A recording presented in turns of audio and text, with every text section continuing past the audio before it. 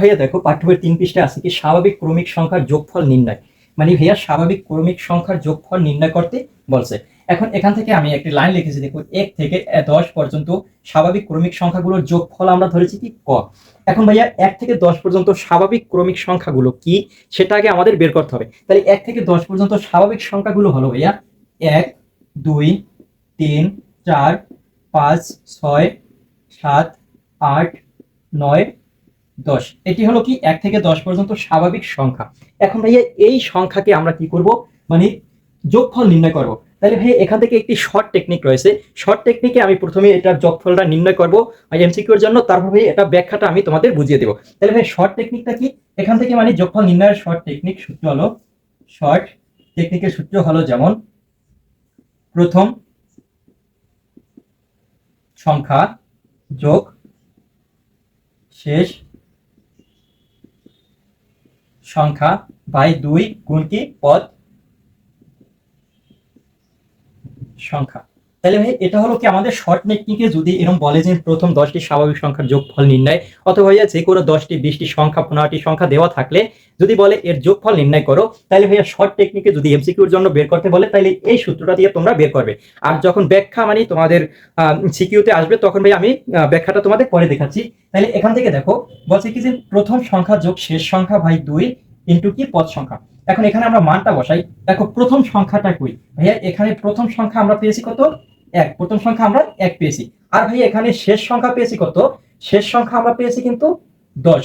তাইলে দেখো প্রথম সংখ্যা যদি আমাদের 1 হয়, শেষ সংখ্যা 10 হয়, তাহলে আমরা মানটা লিখি, প্রথম সংখ্যা লিখবো 1 যোগ এখানে শেষ সংখ্যা কত ভাইয়া, শেষ সংখ্যা 10, তাহলে 10 লিখি। আর নিচে কত ভাইয়া, নিচে হলো 2 আর গুণ এখানে পদ সংখ্যা। এখন ভাই পদ সংখ্যাটা ভাই কোথায় থেকে আমরা পাবো, পদ সংখ্যা হলো এখানে যেই কয়টা মান দেওয়া থাকবে অথবা যেই কয়টা সংখ্যা দেওয়া থাকবে ওই সংখ্যাগুলো হচ্ছে পদ সংখ্যা। তাহলে এখানে 1 থেকে আমাদের 10টি সংখ্যা মানে 10টি সংখ্যা দেওয়া আছে, তাই পদ সংখ্যা হলো কত, 10।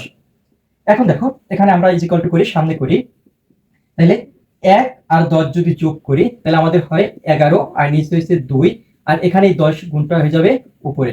এখন এখানে নিয়ে আসি, এখান থেকে দেখো তাহলে আমরা যদি 11 আর 10 যদি গুণ করি তাহলে আমাদের হয় 110 ভাগ 2, এটা আমাদের ইজ ইকুয়াল টু করলে 55 হয়। তাহলে ভাইয়া যদি বলে পরবর্তী সংখ্যাগুলোর যোগফল মানে স্বাভাবিক ক্রমিক সংখ্যার যোগফল বললে তখন আমাদের কিন্তু এই সূত্র দ্বারা আমরা করতে পারবো। এখন ভাই এটার ব্যাখ্যাটি মূলত এটা আমাদের শর্ট টেকনিক, কিন্তু এটার ব্যাখ্যাটি আমাদের করতে হবে গণিত করার জন্য। তাহলে ব্যাখ্যাটি আমি এখানে করাই, ব্যাখ্যা। তাই দেখো এখান থেকে প্রথম লাইনে লিখছি কি 1 থেকে 10 পর্যন্ত স্বাভাবিক ক্রমিক সংখ্যাগুলোর যোগফল কিন্তু আমরা ধরেছি কত, ক। তাইলে আমরা ক ইজ ইকুয়াল টু এখানে মানগুলো লিখতে পারি, এখানে যেই মানগুলো আছে আমরা মানগুলো লিখবো আর প্রত্যেকটা কিন্তু আমরা যোগ চিহ্ন দিয়ে লিখবো। তাহলে আমরা লিখবো 1 যোগ 2 যোগ 3 যোগ 4 যোগ 5 যোগ 6 যোগ 7 যোগ 8 যোগ 9 যোগ 10। তাহলে ভাই এটা আমরা প্রথমে লিখছি ক। এখন আবার আমরা ক লিখে ইজ ইকুয়াল টু এই যেই মানগুলো আছে ভাইয়া এই মানগুলো আমরা উল্টিয়ে লিখবো। মানে এখানে 1 থেকে 10 পর্যন্ত লিখছি, আমরা এখন 10 থেকে মানে তোমরা 1 পর্যন্ত লিখবো। তাহলে এই মানগুলো আমরা উল্টিয়ে লিখি। তাহলে এখান থেকে শুরু করব 10, তারপরে 9 যোগ, তারপরে 8 যোগ 7 যোগ 6 যোগ 5 যোগ 4 যোগ 3 যোগ 2 যোগ 1। এভাবে আমরা প্রথমে কি করছি ভাইয়া, ক্রমিক স্বাভাবিক সংখ্যাগুলো লিখেছি 1 থেকে 10 পর্যন্ত ক দিয়ে, আবার ক দিয়ে কি উল্টাভাবে লিখেছি। এখন এখান থেকে আমরা দেখো ক আর ক মানে কি 2 ক, তাহলে আমরা লিখতে পারি 2 ক ইজ ইকুয়াল টু, মূলত ভাই আমাদের এই সূত্রটা এই মানটা কোথায় থেকে মানে এসেছে সেটা আমি ব্যাখ্যা করি। তারপর দেখো 10 আর 1 যদি যোগ করি আমাদের 11 হয়, 9 আর 2 যোগ করলে 11 হয়, 8 3 যোগ করলে 11 হয়, 4 আর 7 যোগ করলে আমাদের কিন্তু 11 হয়। কিন্তু ভাই আমরা সরাসরি যোগটা করব না, আমরা কি করব এখানেও সাজিয়ে লিখবো গণিতের ক্ষেত্রে।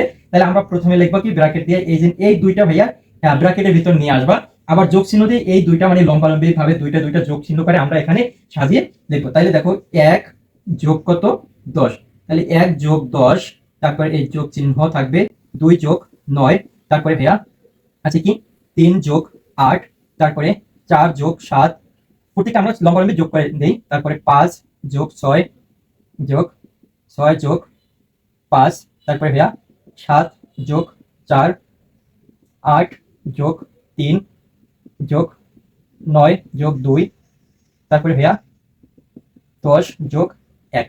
এখন দেখো এক্ষেত্রে দেখো প্রতি ক্ষেত্রে কিন্তু আমাদের 10 আর 1 যোগ করলে 11 হয়, 9 আর 2 যোগ করলে 11 হয়, 8 আর 3 যোগ করলে 11 হয়। প্রত্যেক ক্ষেত্রে কিন্তু আমাদের 11ই হবে। এখন ভাইয়া এখান থেকে আমরা এই সূত্রটি মূলত আমরা প্রতিষ্ঠা করি। এখান থেকে দেখো লিখবো কি 2 ক ইজ ইকুয়াল টু, এখন এখান থেকে একটা মান নিবা, যে কোনো একটা মান তোমরা নিবা। তা আমরা প্রথম মানটা আমরা নেই, তাহলে 1 যোগ কত 10, এই মানটা আমরা নিয়েছি। নিয়ে এখানে গুণ চিহ্ন দিব ভাইয়া। এখন এখানে মান আছে কয়টি, এটা হলো পদ সংখ্যা, তাহলে এইভাবে ভাইয়া মান আছে কয়টি 10টি, তাহলে আমরা 10টা এখানে লিখে দেব। তাহলে এই বাকি মানগুলো আর নেওয়ার প্রয়োজন নাই, কারণ এখানে ভাইয়া 10টি মান আছে, যেমন 10টি 11 আছে, তার মানে এখানে 10 দেওয়া আর 10টি 11 দেওয়া একই কথা ভাইয়া। তাইলে ভাইয়া এখন দেখো এখান থেকে করবো কি, বা এই যে কয়টা এ পাশে রেখে ইজ ইকুয়াল টু আমরা এই 2টা ওই পাশে নিয়ে যাব। তাহলে আমাদের এখানে দেখো 1 আর যদি আমরা 10 যোগ করি তাহলে আমাদের হয় 11 গুণ কত ভাইয়া 10, আর নিচে আমাদের এই যে 2টা আমাদের নিচে হবে। তারপর আমরা সামনে করি ভাইয়া। তাহলে দেখো বা ক ইজ ইকুয়াল টু, এখন এখান থেকে দেখো 11 আর 10 যদি যোগ করি আমাদের হয় 110, আর নিচে 2, এখান থেকে যদি ইজ ইকুয়াল টু করি আমাদের কিন্তু 55টা হয়। এখন দেখো ভাইয়া উপরে আমরা শর্ট টেকনিকে যেইভাবে করেছি সেটা যদি আমরা ব্যাখ্যা সহকারে করি তখন কিন্তু আমাদের একই, এখানেও 55 এসেছে, এখানেও 55 এসেছে। তাই ভাইয়া স্বাভাবিক ক্রমিক সংখ্যাগুলোর মানে যোগফল নির্ণয় তোমরা এভাবে করবা, শর্ট টেকনিকও করতে পারো, আবার ব্যাখ্যা অনুসারেও এভাবে করতে পারো। তাহলে আশা করি বুঝতে পেরেছো। তারপরে যদি বুঝতে অসুবিধা হয় অবশ্যই কমেন্ট করবে, আরো ক্লিয়ার ভাবে বুঝিয়ে দিব।